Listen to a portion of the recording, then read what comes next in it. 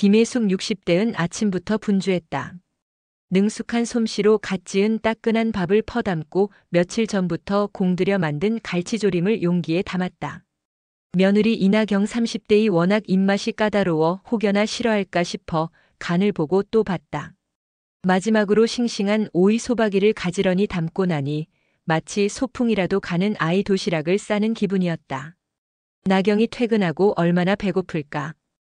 오늘따라 야근이라던데. 혜숙은 연신 시계를 확인하며 안절부절 못했다. 하나뿐인 아들 김민준 30대과 결혼 후 혜숙은 나경을 딸처럼 아끼고 싶었다. 결혼 전부터 살갑게 구는 나경이 예뻤고 며느리로서가 아닌 딸로서 편하게 대해주고 싶었다. 그래서 손수 반찬을 만들어주고 퇴근 시간 맞춰 전화를 걸어 안부를 묻는 것이 혜숙에게는 당연한 일이었다. 하지만 나경은 시어머니의 넘치는 관심이 때로는 부담스러웠다. 똑 부러지는 성격으로 회사에서 인정받는 워킹맘인 나경에게 퇴근 후 쏟아지는 시어머니의 연락은 또 다른 업무의 연장선처럼 느껴졌다. 게다가 시어머니가 만들어주는 반찬들은 대부분 나경의 입맛과는 거리가 멀었다. 억지로 맛있게 먹는 척했지만 속으로는 불편함이 쌓여갔다. 어머니, 저녁은 간단하게 먹을게요. 오늘 야근이라서. 나경은 퇴근길 혜숙에게 문자를 보냈다. 솔직하게 말하고 싶었지만 혜숙이 서운해할까봐 차마 솔직한 마음을 전할 수 없었다. 혜숙은 문자를 확인하고 실망감을 감추지 못했다. 정성껏 준비한 반찬을 건네줄 생각에 들떠 있었지만 나경의 문자에 모든 기대가 무너지는 듯했다. 며느리가 바쁘다는데 어쩌겠어. 혜숙은 애써 씁쓸함을 감추며 혼잣말을 했다.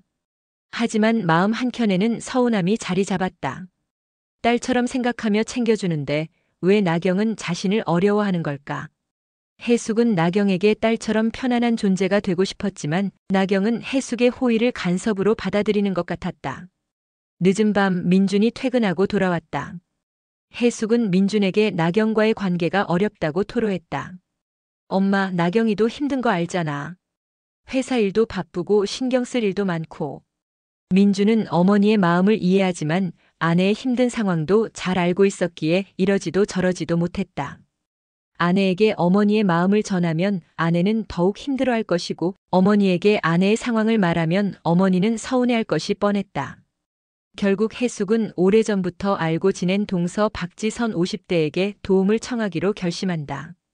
지선은 냉철하고 현실적인 성격으로 며느리와 시어머니 관계에 대한 명확한 선을 긋고 있었다. 혜숙은 지선에게 자신의 고민을 털어놓고 나경과의 관계를 개선할 수 있는 방법을 묻기로 마음먹었다. 어쩌면 객관적인 시선으로 상황을 바라볼 수 있는 지선만이 혜숙의 답답한 마음을 풀어줄 수 있을지도 모른다는 희망을 품은 채 혜숙은 깊은 밤 무거운 마음으로 잠자리에 들었다. 다음 날 혜숙은 지선에게 전화를 걸어 어렵게 약속을 잡았습니다. 오래 알고 지낸 사이지만 며느리 문제로 도움을 청하는 건 처음이라 혜숙은 괜히 쑥스러웠습니다. 언니, 시간 괜찮으세요? 혹시 잠깐이라도 얼굴 볼 수 있을까요? 지선은 흔쾌히 혜숙의 제안을 받아들였습니다. 냉철한 성격이지만 속정 깊은 지선은 혜숙의 고민을 묵묵히 들어줄 준비가 되어 있었습니다. 카페에서 만난 혜숙은 조심스럽게 나경과의 관계에 대한 고민을 털어놓았습니다.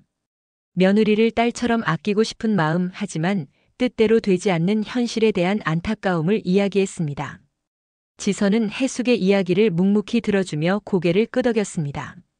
언니, 저는 나경이를 정말 딸처럼 생각해요. 맛있는 거 있으면 같이 나눠 먹고 싶고 힘든 일 있으면 위로해주고 싶고. 그런데 나경이는 저를 어려워하는 것 같아요. 제가 너무 간섭하는 걸까요? 지선은 혜숙의 말을 듣고 잠시 생각에 잠겼습니다. 그리고 조심스럽게 자신의 생각을 이야기했습니다. 언니, 저는 그렇게 생각 안 해요. 어머니는 어머니, 며느리는 며느리라고 생각해요. 아무리 좋게 지내려고 해도 결국은 서로 다른 존재잖아요. 너무 딸처럼 생각하면 기대가 커지고 실망도 커지는 법이에요. 혜숙은 지선의 말에 쉽게 동의하지 못했습니다. 오랫동안 아들만 바라보며 살아온 혜숙에게 며느리는 또 다른 딸이 될 수 있다고 믿었기 때문입니다. 그래도 저는 나경이를 정말 딸처럼 아끼고 싶은데. 언니 마음은 이해해요. 하지만 나경 씨 입장도 생각해 봐야 해요. 나경 씨는 언니의 딸이 아니라 민준 씨의 아내잖아요. 언니의 사랑이 때로는 부담스러울 수도 있어요. 적당한 거리를 유지하는 게 서로에게 좋을 거예요. 지선의 조언은 해숙에게 큰 울림을 주었습니다. 며느리를 딸처럼 대하려는 자신의 욕심이 오히려 나경을 힘들게 만들 수 있다는 사실을 깨달았습니다. 한편 나경은 시어머니의 잦은 연락과 반찬 때문에 점점 스트레스를 받고 있었습니다. 회사 일로 지친 몸을 이끌고 집에 돌아오면 쏟아지는 시어머니의 연락에 나경은 점점 지쳐갔습니다. 주말 시댁 방문은 나경에게 또 다른 업무처럼 느껴졌습니다. 민주는 아내의 힘든 모습을 보며 안타까워했지만 어머니에게 솔직하게 말하기 어려웠습니다. 어머니는 며느리를 아끼는 마음에 그러는 것이고 아내는 시어머니에게 부담을 주고 싶지 않아 하는 마음을 알기에 그는 그저 두 사람 사이에서 어쩔 줄 몰라 했습니다. 어느 날 나경은 휴가를 떠나기로 결심했습니다. 해숙에게는 미리 알리지 않고 조용히 여행을 준비했습니다. 시어머니에게 솔직하게 말하고 싶었지만 괜히 서운해하실까봐 차마 말할 수 없었습니다. 하지만 해숙은 민준을 통해 나경의 휴가 계획을 알게 되었습니다. 민준은 어머니에게 솔직하게 말하려 했지만 이미 나경이 휴가 계획을 세웠다는 사실을 알고 차마 입을 뗄 수 없었습니다. 해숙은 나경의 휴가 소식에 서운함을 느꼈습니다. 자신에게는 한마디 상의도 없이 휴가를 떠난다는 사실에 섭섭함을 감출 수 없었습니다. 며느리를 딸처럼 생각했지만 며느리는 자신을 그만큼 가깝게 생각하지 않는다는 사실에 씁쓸함을 느꼈습니다. 해숙은 또다시 지선에게 전화를 걸어 자신의 서운한 마음을 털어놓았습니다. 지선은 해숙의 이야기를 묵묵히 들어주며 다시 한번 조언했습니다. 언니, 너무 서운해하지 마세요. 나경 씨도 나름대로 생각이 있을 거예요. 며느리에게 기대하는 마음을 버리고 적절한 거리를 유지하며 존중하는 게 중요해요. 해숙은 지선의 말을 곱씹으며 자신의 행동을 되돌아봤습니다. 어쩌면 자신이 너무 며느리에게 많은 것을 기대하고 있었는지도 모릅니다. 해숙은 조금씩 마음을 내려놓기로 결심했습니다. 며느리를 딸처럼 대하려는 욕심을 버리고 며느리를 한 사람의 독립된 인격체로 존중하기로 마음먹었습니다. 해숙은 지선의 조언을 가슴에 새기며 나경에게 서운한 감정을 겉으로 드러내지 않으려고 애썼습니다. 하지만 자신도 모르게 나경에게 은근히 불만을 드러내곤 했습니다. 나경아, 휴가 간다더니 어디로 가는 거니? 미리 말해주면 내가 맛있는 거라도 챙겨줄 텐데. 라든가 요즘 너무 바쁜 거 아니니? 얼굴 보기가 힘드네.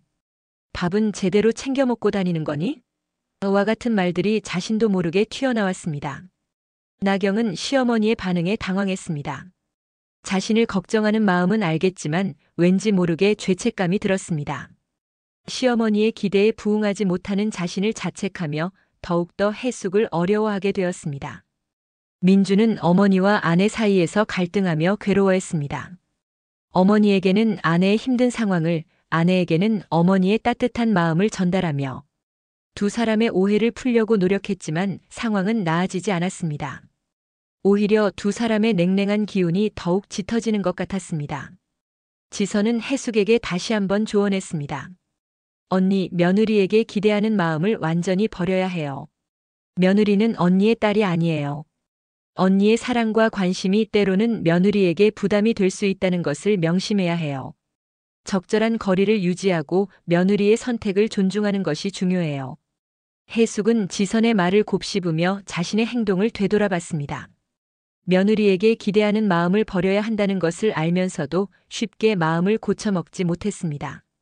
오랫동안 며느리를 딸처럼 아끼고 싶었던 자신의 마음이 너무 컸기 때문입니다. 어느 날 해숙은 나경과 함께 차를 타고 시장에 가게 되었습니다. 시장에 가는 동안 해숙은 나경에게 최대한 편안하게 대해주려고 노력했습니다. 하지만 어색한 침묵이 계속되자 해숙은 괜히 안절부절 못했습니다. 시장에 도착한 후 나경은 차 조수석에 앉으려고 했습니다. 하지만 해숙은 무심결에 나경아, 뒷자리에 앉는 게 편할 거야. 시장 물건이 많아서 앞자리는 복잡하거든. 이라고 말했습니다. 나경은 해숙의 행동에 서운함을 느꼈습니다. 시어머니에게는 자신이 그저 짐덩어리처럼 느껴지는 걸까라는 생각에 마음이 아팠습니다. 해숙 또한 나경의 반응에 실망했습니다.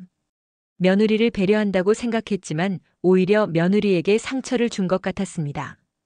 해숙은 나경의 차가운 표정을 보며 후회했지만 이미 늦었습니다.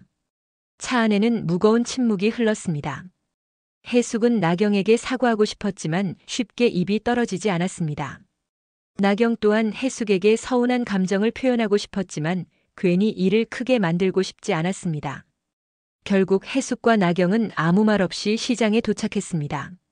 하지만 두 사람 사이에는 깊은 골이 생긴 것만 같았습니다. 조수석 사건은 해숙과 나경 사이의 미묘한 갈등을 더욱 심화시키는 계기가 되었습니다. 해숙은 며느리에게 더욱 조심스럽게 대하게 되었고 나경은 시어머니의 어색한 태도가 더욱 불편하게 느껴졌습니다. 두 사람의 관계는 점점 더 꼬여만 갔습니다. 조수석 사건 이후 해숙은 더욱 조심스럽게 나경을 대하려고 노력했습니다. 말을 걸 때도 한 번 더 생각하고 행동 하나하나에도 신경을 썼습니다. 하지만 어색함은 쉽게 사라지지 않았습니다. 마치 금이 간 유리처럼 해숙과 나경 사이에는 미묘한 긴장감이 감돌았습니다. 나경 역시 시어머니의 변화를 감지했습니다. 하지만 해숙의 어색한 태도는 오히려 나경을 더 불편하게 만들었습니다. 마치 칭찬을 듣는 아이처럼 왠지 모르게 해숙의 눈치를 보게 되고 자유롭게 행동하기 어려워졌습니다. 민주는 두 사람 사이의 냉랭한 기운을 감지하고 걱정했습니다. 아내에게는 어머니의 진심을, 어머니에게는 아내의 어려움을 설명하며 두 사람의 관계를 회복시키려고 노력했지만 쉽지 않았습니다. 오히려 자신의 어설픈 중재가 상황을 더욱 악화시키는 것 같았습니다. 해숙은 나경을 위해 정성껏 반찬을 만들어 전달했습니다. 며느리가 좋아하는 음식을 물어보고 레시피를 찾아보며 밤늦도록 정성을 들였습니다. 하지만 나경은 냉장고에 가득 찬 반찬을 보고 난감해했습니다. 회사에서 저녁을 먹는 날도 많고 혼자 간단하게 해결하는 날도 많았기 때문입니다. 나경은 해숙에게 솔직하게 반찬이 부담스럽다고 말하기 어려웠습니다. 시어머니의 정성을 생각하면 차마 거절할 수 없었습니다. 결국 나경은 해숙에게 고맙다는 인사를 전했지만 마음속으로는 무거운 짐을 얹은 것 같았습니다. 어느 날 나경은 회사 일로 중요한 프로젝트 발표를 앞두고 밤늦게까지 야근을 했습니다. 정신없이 일에 몰두하다 보니 저녁도 제대로 챙겨 먹지 못했습니다. 밤 10시가 넘어서야 겨우 일을 마무리하고 집으로 돌아가려던 찰나 해숙에게서 전화가 걸려왔습니다. 나경아, 늦게까지 고생이 많다. 저녁은 먹었니? 힘든 일은 없니? 해숙의 걱정스러운 목소리에 나경은 피곤한 듯 대답했습니다. 네, 어머니. 저녁은 간단하게 먹었어요. 힘든 일은 많아요. 그럼 끊겠습니다. 그리고는 전화를 뚝 끊었습니다. 해숙은 나경의 무심한 태도에 서운함을 느꼈습니다. 며느리를 걱정하는 마음에 전화를 걸었지만 오히려 냉담한 반응을 보인다는 생각에 섭섭했습니다. 해숙은 나경이 자신을 그저 귀찮게 여기는 것 같다는 생각에 마음이 아팠습니다. 그날 밤 해숙은 잠을 이루지 못했습니다. 며느리와의 관계가 점점 더 악화되는 것 같다는 불안감에 휩싸였습니다. 며느리를 딸처럼 아끼고 싶었지만 현실은 그렇지 못했습니다. 해숙은 깊은 한숨을 쉬며 자신의 노력이 부족했던 것은 아닐까 자책했습니다. 다음 날 해숙은 지선에게 다시 전화를 걸었습니다. 며느리와의 갈등 상황을 자세히 설명하고 어떻게 해야 할지 조언을 구했습니다. 지선은 해숙의 이야기를 묵묵히 들어주며 안타까워했습니다. 언니, 너무 속상해하지 마세요. 며느리와 시어머니 관계는 원래 어려운 거예요. 중요한 것은 서로 이해하고 존중하는 마음이에요. 며느리에게 너무 많은 것을 기대하지 말고 며느리의 입장에서 생각해 보세요. 지선의 조언은 해숙에게 다시 한번 용기를 주었습니다. 해숙은 며느리에 대한 기대를 조금씩 내려놓고 며느리를 존중하는 마음으로 대하려고 노력하기로 결심했습니다. 하지만 과연 해숙의 노력이 며느리와의 관계를 회복시킬 수 있을지는 미지수였습니다. 작은 균열은 점점 더 깊어지고 두 사람 사이의 거리는 더욱 멀어져만 가는 것 같았습니다. 지선 씨의 조언을 받아들인 후 저는 이전과는 확연히 다른 모습을 보이려고 애썼습니다. 가장 먼저 나경이에게 잦은 연락을 자제했습니다. 퇴근 시간 맞춰 습관처럼 걸었던 전화도 끊고 특별한 일이 아니면 문자로 간단하게 안부를 전했습니다. 반찬 역시 더 이상 강요하지 않았습니다. 혹시라도 나경이가 필요로 할까봐 직접 만들어 전달하는 대신 마트에서 건강하고 간편한 반찬을 사다 놓고 필요하면 언제든 가져가라고 넌지시 말했습니다. 나경이 역시 제 변화를 감지하고 조심스럽게 마음을 열기 시작했습니다. 이전에는 시어머니의 연락을 귀찮게 여겼지만 요즘은 오히려 제 연락을 기다리는 자신을 발견하곤 한다고 했습니다.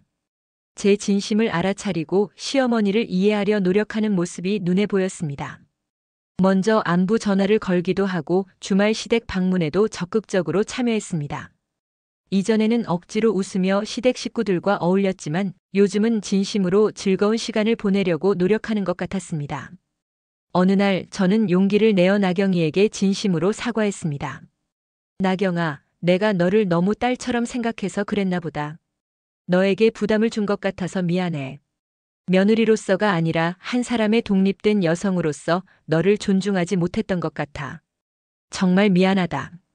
제 진심 어린 사과에 나경이는 울컥하는 것 같았습니다. 그동안 쌓였던 서운함과 오해가 눈 녹듯이 사라지는 기분이라고 했습니다.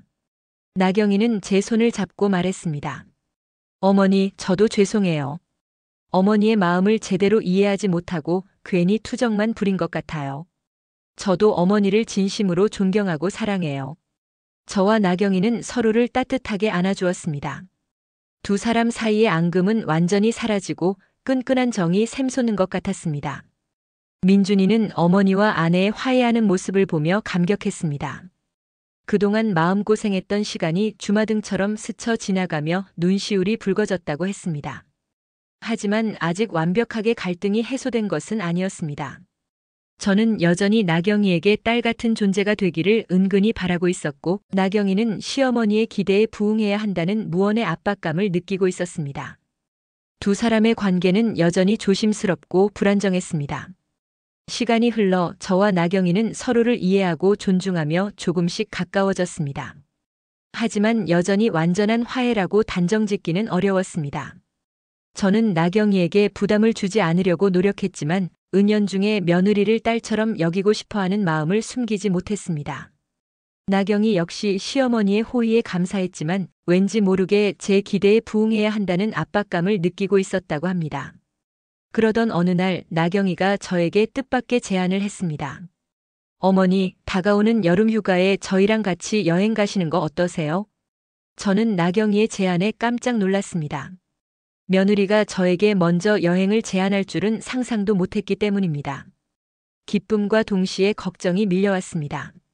며느리와 함께 여행을 간다는 생각에 설레었지만 혹시라도 여행 중에 또 다른 갈등이 발생할까봐 불안하기도 했습니다. 정말 괜찮겠니, 나경아? 내가 가면 너희 둘만의 시간을 방해하는 건 아닐까? 아니에요, 어머니. 저희도 어머니랑 같이 여행 가면 정말 좋을 것 같아요. 어머니께서 맛있는 것도 많이 만들어주시고 재미있는 이야기도 많이 해주실 거잖아요.